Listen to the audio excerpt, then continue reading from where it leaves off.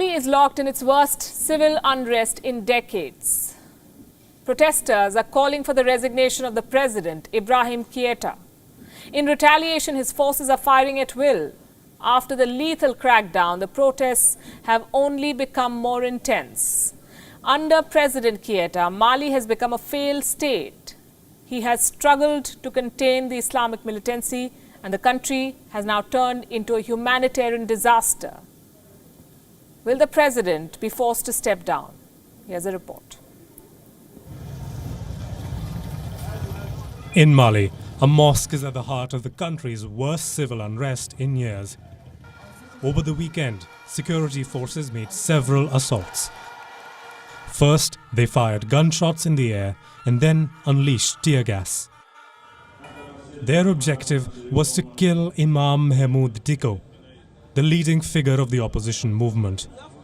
The mosque was surrounded by spent bullet casings, rubble, and the remains of torched tires. 6 people were shot dead at the site, while Imam Mahmoud Dicko escaped. Hundreds of opposition leaders have been detained. The capital Bamako is a scene of war. And President Ibrahim Keita's forces are firing at will. The security forces have killed at least 11 protesters. The demonstrations first broke out on June 5th. People called for President Keita's resignation. They were angered by the long-running jihadist movement, economic woes, and government corruption. Then, the parliamentary election turned peaceful protests into a public outrage. A court overturned the results for about 30 seats. This move helped several members of Keita's party get elected when in fact they had lost the election. The protests that followed put Keita under immense pressure. Protesters pelted the National Assembly with rocks and shattered its glass facade. Then they ransacked and set fire to parts of the building. Keita sent the security forces to restore peace, but the killings led to a surge in clashes.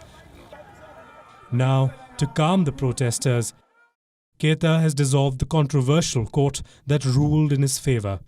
But the protest hasn't stopped. The movement has grown into something bigger. Religious, political, and civil society leaders have come together calling for wider reforms. Starting with Keita's resignation. The 75-year-old president has been in power since 2013. He has struggled to contain an Islamist insurgency that first emerged in the north in 2012. It quickly spread across the country and to neighboring Burkina Faso and Niger. It is Keita's biggest failure as president. Despite having the support of more than 13,000 international peacekeeping forces in Mali, this year alone, more than 600 civilians have been killed. The militants have forced farmers off their land. The lack of food and fear of militant attacks has forced at least 250,000 people to flee their homes. Over 5 million people will need aid to survive in the coming months. The political crisis is worsening the severe humanitarian crisis. International and regional blocs have condemned Keita's methods. Political turmoil in Mali could undermine the global campaign against Islamist insurgents in West Africa's Sahel region. So it is not just the people who have lost faith in Keita. Now, calls for his resignation will only ring louder. Bureau Report, WION, World is One.